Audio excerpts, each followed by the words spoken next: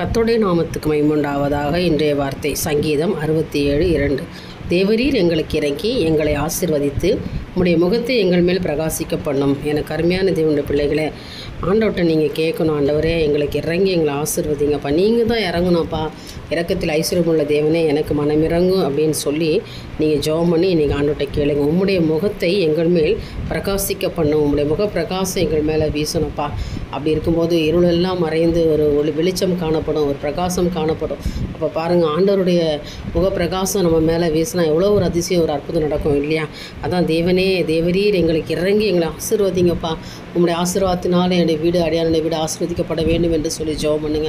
இன்றைய தினம் உங்களை கர்த்தர் ஆசீர்வதிப்பேன். இந்த நாள் ஆசீர்வாதத்தின் நாளாய் தேவன் கொடுத்துருக்கிறபடினாலே ஆண்டவர்கிட்ட உங்களை கேட்க சொல்கிறார். அதான் நீங்கள் பேசணும். இந்த வசனத்தை நீங்கள் ஒரு தடவைக்கு 2 தடவை இல்லை, ஒரு நாளைக்கு 100 தடவை கூட இந்த வசனத்தை சொல்லி நீங்கள் ஜெபம் பண்ணலாம். இதை நீங்கள் வாசித்து பார்க்கலாம். தேவரீர் எங்களுக்கு இறங்கி எங்களை ஆசீர்வதித்து உங்களுடைய முகத்தை எங்கள் மேல் பிரகாசிக்கப்படணும் அப்படின்னு நீங்கள் சொல்லுங்கள். நிச்சயமாக இந்த நாளில் கர்த்தர் உங்களை ஆசீர்வதிப்பாராக. தேவனுக்கே மகிமை உண்டாகட்டும். ஆமென்.